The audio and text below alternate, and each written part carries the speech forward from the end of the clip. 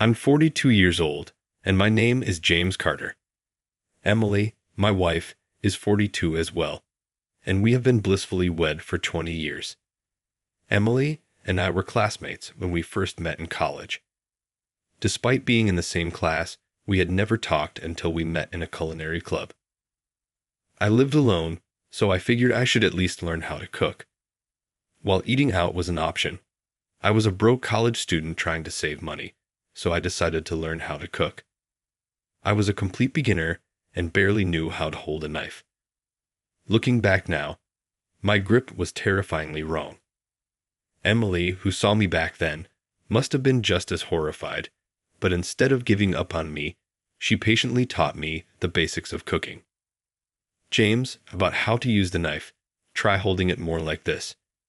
Don't press too hard. Oh yes, that's perfect, she said. Her voice was so gentle and soothing. I still remember it clearly. At first, I was clumsy beyond belief. I remember shredding cabbage so thickly that it couldn't even be called a shred, and I felt so discouraged. But Emily always cheered me up with a smile. James, it's okay. Everyone struggles at first.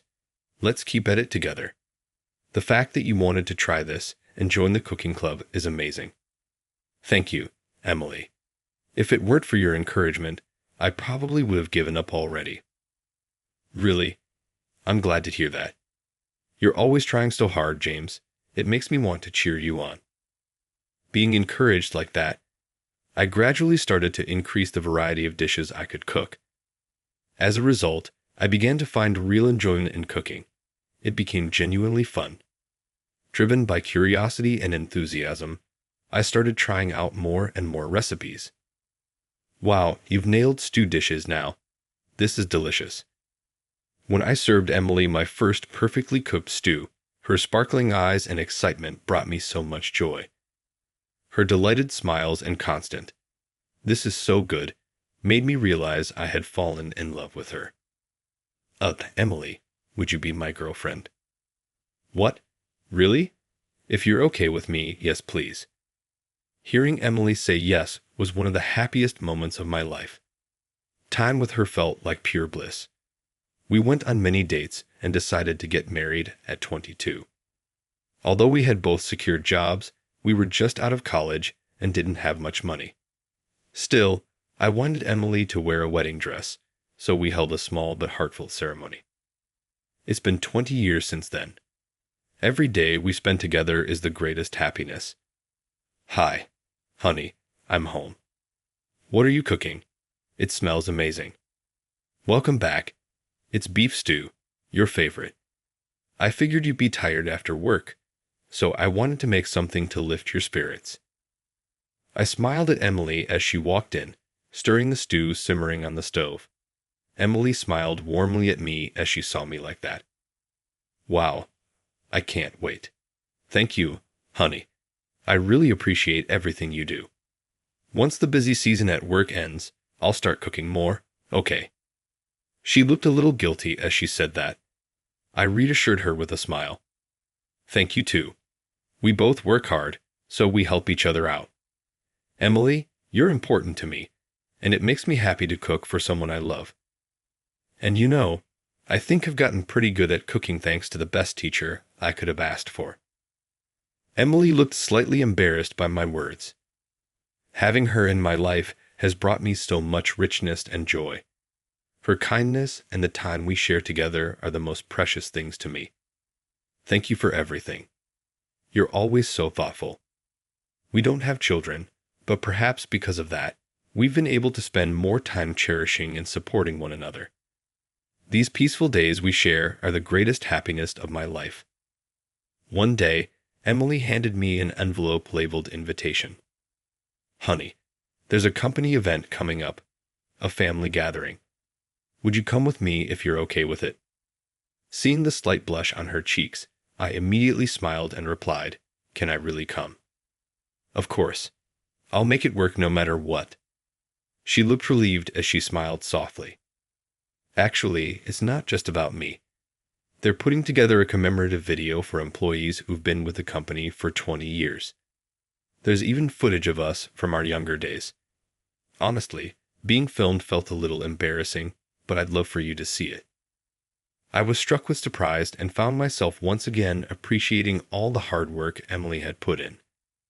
Emily works as an interior designer for Mitchell House, a construction company.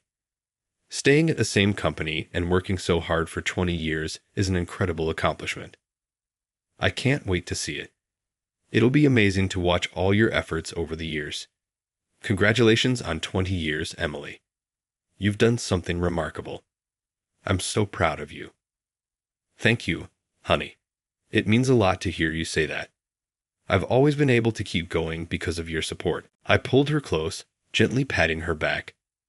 Having been by her side all these years, I've seen the effort and challenges she's faced, and I deeply respect her perseverance. But then I noticed a flicker of worry cross her face. What's wrong? Is something bothering you? Is it about the gathering? After hesitating briefly, she nodded slightly.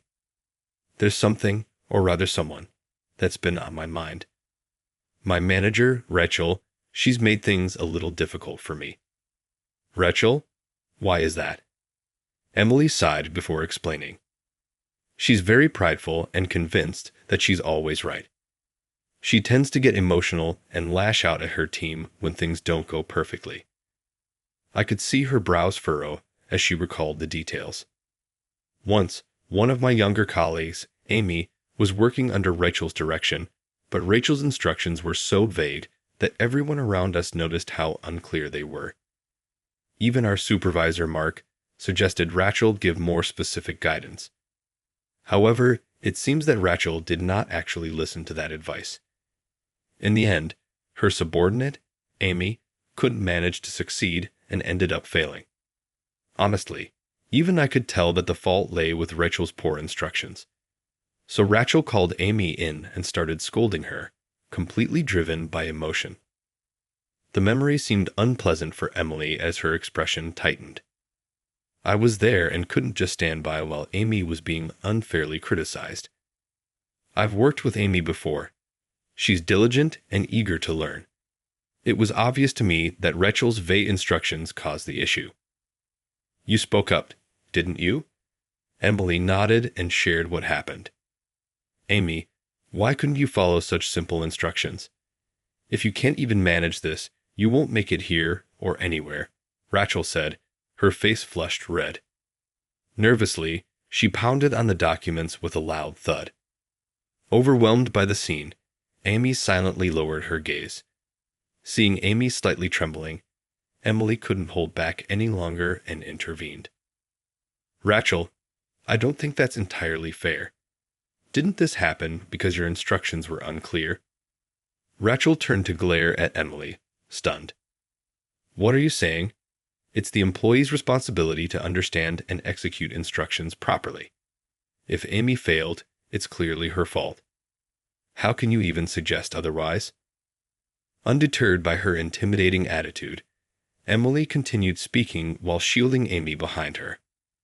Emily, with all due respect, this time your directions were far too vague. Criticizing someone for failing when the guidance was unclear isn't fair. And if I remember correctly, Mark even advised you to provide more specific instructions, didn't he? Rachel's face turned even redder as she raised her voice angrily. In the distance, Emily could see Mark shrinking into himself. Emily felt bad for involving him, but he didn't need to retreat so far. Who do you think you are, talking back to your boss like that? It's completely out of line, Rachel yelled. It's not about being out of line or not. I'm simply stating the fact that when a subordinate makes a mistake, part of the responsibility lies with their supervisor. Isn't it a leader's job to support their team? Rachel fell silent for a moment, but quickly retorted, I don't need to do that. If my subordinates mess up, that's their problem, not mine. At that point, Emily realized it was hopeless. A person who couldn't admit that a subordinate's mistake might also be their responsibility didn't seem fit for leadership. Whether Emily's words would resonate or not, she decided to stick to the truth. But by doing that, you're only hindering your team's growth. Shouldn't a supervisor work together with their team to achieve better results? As Emily finished recounting her story, I couldn't help but smile. Riley, I'd never met Rachel, but from what Emily had told me, I already had a clear picture of her character. So what happened after that? Emily, with a similar smile, replied, "Well, she couldn't win the argument, so she stormed off, fuming. Ever since then, she's made a habit of throwing snide remarks at me whenever she gets the chance." Hearing this, I felt a surge of frustration. What a petty manager. That's infuriating. Rachel sounds incredibly immature. It's completely unfair for you to be targeted just for speaking the truth. Maybe, but I suppose I was also at fault for bruising her pride. I should have chosen a better time and place to talk, maybe somewhere private. No, you did the right thing. You stood up for Amy when she needed support. If you hadn't said anything, she would have been left to endure that unfair scolding. You're not in the wrong, and it's absurd for Rachel to hold that against you. Hearing my firm words, Emily smiled softly. Thank you, honey, but honestly, I just let her comments go in one ear and out the other. I'm fine, really. Besides, you'll be at the gathering, and it's meant to be a celebration. It would be a waste not to enjoy it, right?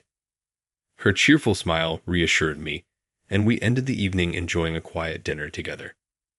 In the days leading up to the event, I spent time helping Emily pick out an outfit, hoping she'd enjoy the gathering to the fullest. Finally, the day of the event arrived. When Emily stepped into the living room, all dressed up, I couldn't help but stare in awe. She was stunning, even more so than usual. Her usual calm demeanor was elevated by an elegant beauty that left me speechless. "Emily, you look amazing, like a model or a movie star," I said sincerely, but Emily smiled bashfully and gave a small wave. "Oh, stop it. You're exaggerating. But thank you, it means a lot." Feeling a little nervous next to her, I straightened the collar of my suit. "How do I look? Do I match up to your level tonight?" Emily looked me over with a warm smile and nodded. "You look great, about 30% more handsome than usual." Her playful compliment made me grin. Praise from anyone is nice, but hearing it from Emily is always the best. "Thanks for that. I feel ready now. Shall we go?" "Yes, let's go and enjoy ourselves," she said. Hand in hand, we stepped out together. A short 20-minute drive later, we arrived at the venue. The banquet hall was breathtaking, like something straight out of a movie. The high ceilings were adorned with glittering chandeliers, and the tables were decorated with stunning floral arrangements. I took it all in, impressed, before turning to Emily, who was smiling beside me. "This is incredible. Hosting the gathering in a place like this is so grand, isn't it? Even I'm surprised. The CEO, Mr. Owens, really pulled out all the stops for this one. They don't usually let us have this, you know," Emily whispered, making me chuckle. After completing the check-in process, we stepped into the venue. Almost immediately, Emily's colleagues and the supervisors who had been helping her came over to greet us. "Emily, you look stunning as always. Is this your husband? It's such a pleasure to meet you. We really appreciate everything Emily does for us." I bowed politely and replied, "Thank you very much. I'm grateful for all the support you've given my wife." As more and more people came to greet Emily, I couldn't help but feel a sense of pride watching her in her element. "Emily, good evening. You look amazing, like a movie star tonight." The woman who cheerfully approached us was introduced by Emily. "Thank you. This is Amy." Ah, so this is the girl Emily stood up for. Thinking that, I greeted her with a smile. Amy, who looked like a recent graduate, gave me a friendly smile. "Nice to meet you. I'm James, Emily's husband. Thank you so much for always looking after her," I said as I bowed my head. Amy began to panic. "Oh no, not at all. It's Emily who's always helping me. Honestly, without her, I might have quit already. I'm terrible at learning the ropes." Seeing her look so downhearted, I decided to give her a piece of advice. No one is good at their job right from the start. I've seen a lot of people in my career, and to some extent, everyone makes mistakes. What's important is learning from them. Mistakes are part of the experience. And if you have a boss you really don't like, you could always mess up on purpose and enjoy watching them have to apologize for it. I ended with a mischievous grin, prompting Emily to chime in. James, really? Emily couldn't help but laugh, and Amy joined in with a giggle. That's one way to look at it, Amy said, laughing. I see. Amy, don't take that seriously, Emily warned. Your husband is so charming and funny. I hope I can marry someone wonderful like that someday. I'm sure you'll find someone soon. And if you're ever unsure, bring them to the house. My husband has a good eye for people, and he'll make sure to scrutinize them for you. Really? I'll definitely take you up on that offer. Of course. Come by any time. We watched Amy return to help at the reception desk, and I turned to Emily. Emily, you're so popular. I'm really grateful when people reach out like this. It makes me feel like all the hard work was worth it, she said, returning my smile. We strolled through the venue, enjoying this special moment together. We checked the seating chart and headed to our assigned seats. Elegant tables filled the hall, and attendees were chatting amicably at their places. As we approached our table, Emily's expression suddenly stiffened. Emily. Following her gaze, I saw something unbelievable. On M's name card, to my shock, it read foolish trash. What the hell is this? Anger and shock surged through me at once. This is not just a harmless joke. Someone clearly wrote it with the intent to insult Emily. I looked around and noticed several people glancing our way. This is outrageous. Who did this? Emily was looking down slightly, but she was trying to act strong. However, I could see her hands trembling. It's okay, James. Don't worry about it, she said, her voice trembling with sadness. This is just cruel. I couldn't hold back my emotions and raised my voice. Emily tried to calm me down, but I could see tears welling up in her eyes. At that moment, laughter echoed from behind us. Ahahaha! Rachel appeared on the scene. She was wearing gaudy, oversized accessories and a flashy dress that looked as if she had time-traveled back to the 80s. Her outfit was completely out of place for the atmosphere of the venue, making it obvious at a glance that she didn't belong. Rachel looked at Emily, whose expression was filled with sadness, and began laughing loudly with satisfaction. Oh my! Is something wrong? Your place card says foolish trash. Isn't that just perfect for you? Her laughter echoed through the hall, and the atmosphere instantly turned icy. Emily kept her head down, and inside, my anger was boiling over, but I managed to hold it back, forcing myself to speak in a calm and composed tone. Nice to meet you. I'm James, Emily's husband. May I have your name? I kept my tone polite, but let my sharp gaze rest on Rachel. She looked surprised for a moment, but soon regained her confidence, smiling smugly. Me? I'm Rachel. So you're her husband, huh? How unfortunate for you to witness such an embarrassing moment like this. Just to confirm, are you the one who did this?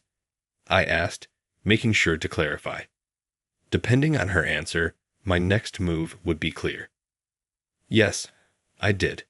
Look, no offense, but she's your wife. I don't know how she is at home, but at work, she's useless.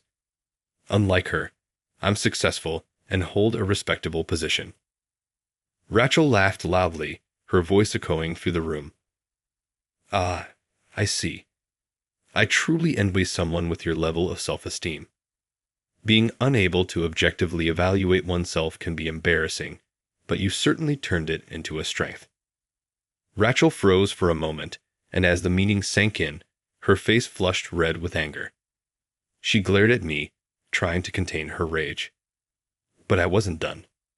You do know it's 2023 now, right? Do you shop at thrift stores specializing in 80s fashion or something? At that, a few chuckles rose from the surrounding guests.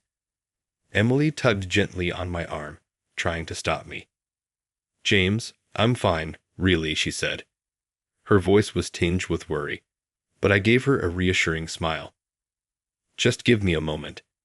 I can't stand by when someone insults you. James, our exchange seemed to ignite Rachel's temper further. What a rude man you are. You two are unbearable, especially you, Emily. You're a total failure, clinging to the same position for years without a promotion. How pathetic.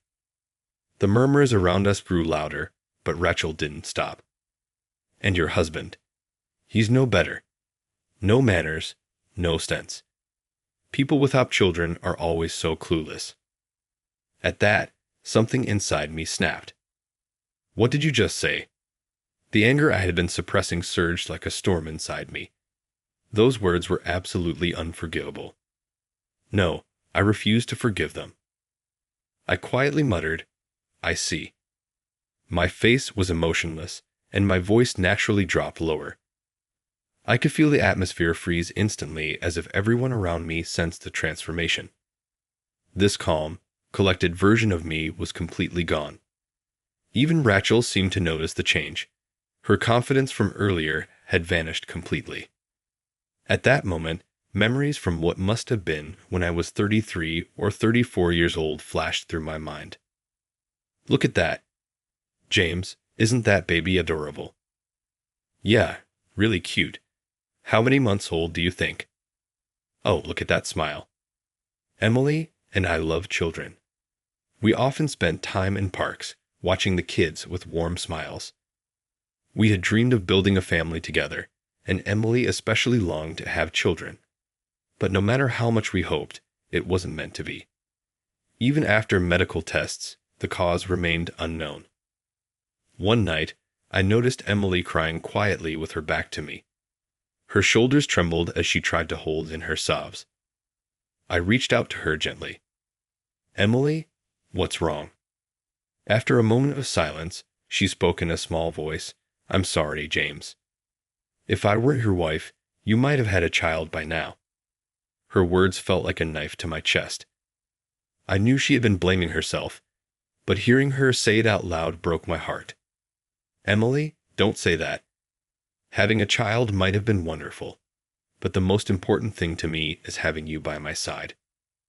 I held her gently, but her body continued to tremble. I can't give you anything, James. That's not true, Emily, not at all. Just having you with me makes me happier than I could ever express. Being with you is what matters most to me. Whether we have children or not doesn't change our happiness. My feelings for you will never, never change. I gently stroked Emily's back. Her tears didn't stop, but I held her tightly until she finally calmed down. Thinking back to that moment reignited my fury toward Rachel, who had cruelly hurt Emily. Just as I was about to coldly confront Rachel, a firm voice called out from behind me. What's going on here? I turned to see Robert Owens, the president of Mitchell House where Emily worked, stepping into the room. He seemed to have noticed the unusual tension in the atmosphere. However, when his gaze fell on me, his face instantly turned pale. Mr. Kennedy. His voice trembled, and the murmurs among the employees in the room grew louder. The tension in the air became palpable. Why? Why is Mr. Kennedy here? What's going on? It's been a while, Mr. Owens. My wife was invited to this gathering, so I decided to join her. Thank you for always looking after my wife. I bowed slightly as I spoke. Emily is Mr. Kennedy's wife. Well, Emily has been with the company for 20 years, but if I recall correctly, Mr. Owens came in from outside. It's understandable that he doesn't know every employee's family details or even their spouse's occupation. Mr. Owens quickly turned to the surrounding employees, demanding an explanation. The employees whispered something to each other, and as Mr. Owens listened, his face instantly turned red with anger. Rachel, what have you done? His furious voice echoed through the venue, and Rachel's expression shifted to one of shock and fear. "What? Mr. Owens?" Mr. Owens stormed toward Rachel, his face a mix of outrage and disbelief. "How dare you insult Mr. Kennedy and his wife Emily like this? This behavior is absolutely unacceptable." He snatched the offensive name card, "Foolish Trash," from Emily's table and tore it into pieces in front of everyone. Rachel, flustered and desperate, opened her mouth as if to make an excuse, but no words came out. Seeing this, Mr. Owens's anger only grew. "Mr. Kennedy, that's the man behind that project." "That's right. Do you realize what you've done?" Mr. Owens's furious reprimands filled the hall as he continued berating Rachel. Watching someone angrier than me oddly calmed my own emotions. Taking a quiet breath, I carefully chose my next words. "Mr. Owens, I'll leave things here for now, but let me make one thing very clear. I find this incident deeply regrettable." Hearing this, Mr. Owens hurriedly stepped in front of me and bowed deeply. "Mr. Kennedy, I sincerely apologize. I cannot express how sorry I am for Rachel's disrespectful behavior, but please, I beg you, don't abandon the project. This is a crucial endeavor for our company's future." Yes, what Mr. Owens was talking about was a new concept. A project aimed at launching a brand of newly built homes that embrace the idea of choosing any lifestyle you want. Families with children, couples without kids, those living alone, or even shared housing. This innovative home-building concept focused on respecting diverse ways of living. I personally felt a deep connection to this philosophy. I was also very supportive of that project. The idea that any family structure is acceptable perfectly aligns with today's world. Whether it's a family with children, a couple without kids, or someone living alone, creating a space where anyone can feel safe and comfortable is an outstanding concept. I shared my genuine thoughts about the initiative. "Mr. Kennedy." Mr. Owens looked relieved, as though he had been granted a reprieve. But I couldn't overlook what had happened. However, incidents like this make it difficult to move forward together. Mr. Owens's face turned ashen. He looked at me with desperation. My company, Emily Interiors, held the largest market share in the domestic interior industry. Without our involvement, Mitchell House's project would collapse before it even started. Rachel remained frozen, speechless, and wide-eyed. Mr. Owens opened his mouth to plead, but it was already too late. "Emily, let's go." I gently took Emily's hand again and quietly began to walk. Mr. Owens's voice, apologizing over and over, echoed behind us, but I didn't look back. When we got home, a moment of silence hung between us. Emily calmly took off her coat and sat down on the sofa. A soft sigh escaped her lips. Her eyes reflected her exhaustion, yet her expression seemed relieved. After hesitating a bit, I sat down next to Emily. Then I opened my mouth to speak. "Emily, I'm sorry. I know how much effort you've put into your work at that company, and yet I caused such a scene today. I knew exactly how hard she had worked and how much she had given to that place, but after what happened today, I couldn't just stand by silently. But I couldn't forgive Rachel for watching her treat you like that. I couldn't let it slide. I had acted out of a desire to protect Emily, but I also understood the potential repercussions for her. I wasn't sure if what I'd done had helped her or caused more harm. I wanted to know how she felt, but I was afraid of the answer. Emily looked thoughtful for a moment, then gave me a soft smile. "Tomorrow's going to be messy at work. Maybe I should take the day off." She gently held my hand and spoke quietly. "Thank you. Because you stood up for me, I felt so saved. If you hadn't been there, if I'd been alone, I don't know what would have happened. I'm really grateful." Her words filled me with warmth. Emily was grateful to me for protecting her. That fact was the greatest comfort to me above anything else. "Emily, I'll always protect you, no matter what happens. If anyone tries to hurt you, I won't let them get away with it." She rested her head on my shoulder, looking comforted. "Thank you, James." Her voice was soft, but carried a warmth that reached my heart. We knew we were tired and should rest, but for a while, we simply stayed like that. The next day, I decided to take the day off too. I'm truly grateful to have such an excellent team, including the capable vice president. It's times like these that make me realize how helpful they are. When I told them about what happened yesterday, the usually mild-mannered Vice President Stevens was absolutely furious and said something heartwarming. "Make sure to pamper your wife properly. Here's your coffee, thanks."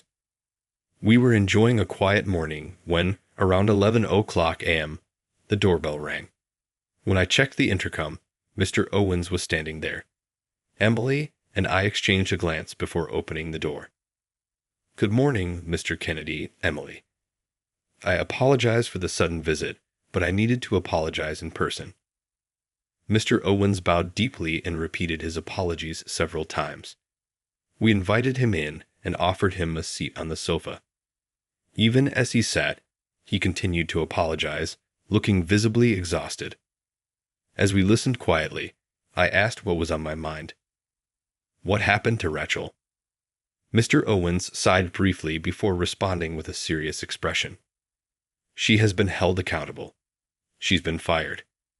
Emily looked slightly surprised, but I wasn't. From a business perspective, the consequences of my decision to sever ties with Mitchell House were significant. Beyond financial losses, the impact on their reputation and relationships was considerable. In fact, many employees were deeply resentful of Rachel. The one who was most outraged was Amy. She led a group of employees into my office. "This is unacceptable. You must apologize to Emily immediately, and Rachel must be dismissed. If not, I'm resigning." When Amy said that, more than 20 others followed, submitting their resignation letters on the spot. At the same time, they presented me with a thick file documenting in detail everything Rachel had said and done to them over the years. Resignation letters? They went that far. Emily's eyes grew moist, and I gently squeezed her hand. Mr. Owens continued, "After reviewing the documents, there was no justification to keep Rachel at the company. That's why we decided to terminate her." Emily listened, and I could see how deeply moved she was. Her colleagues, led by Amy, had stood up for her. That fact overwhelmed her with emotion, and tears began to stream down her face. "Everyone, they did this for me," she said. Through her tears, Emily bowed deeply to Mr. Owens. "Thank you. I'm truly touched by what everyone did for me." Mr. Owens nodded slightly and spoke to Emily. "Our company needs you, not as the life of the president of Emily Interiors, but as the hardworking professional who has been with us since her graduation. Please return to the company. Everyone is waiting for you." He bowed deeply again before leaving. After seeing him off, I returned to the living room. Emily sat on the sofa, closing her eyes and taking a deep breath. "Everyone truly cares about you, Emily," I said as I gently placed a hand on her shoulder. She smiled through her tears. "Yes, I'm so grateful." "You know," Emily hesitated, and I couldn't help but chuckle. She didn't need to look so nervous. "It's about the project, isn't it? You want me to reconsider?" Seeing her tense expression, I decided to be honest. To be frank, I can't forgive Rachel. "No, that's not right. I won't forgive her, no matter how much she apologizes. But there are so many people at your company who genuinely care about you and stood up for you. That's why I'll support this project. Not for the company, but as a way to repay Amy and the others for their loyalty. But there won't be a next time." Emily's face lit up with joy. "Really? Thank you. I'm so happy." Emily's genuinely happy expression, although to be honest, there are still parts of my emotions I haven't fully sorted out. Seeing her face like this makes me feel certain that this must be the right choice. I immediately called Mr. Owens to inform him of my decision to support the project. Over the phone, Mr. Owens was overwhelmed with gratitude, tearfully apologizing and thanking me repeatedly. I made sure to emphasize that this was a one-time exception. By the way, Vice President Stevens laughed at me. Honestly, you devoted husbands are something else, he added with a grin. I mean, you even went as far as naming the company after your wife. Yeah, I'm weak when it comes to Emily, but honestly, it's more about paying back the people who stood by her. Oh, don't worry. We all know how much you adore her, but please stop gushing. It's too much. All right, bye. For some reason, he spoke rapidly and then hung up the phone. I gave a wry smile, thinking, I haven't even started bragging.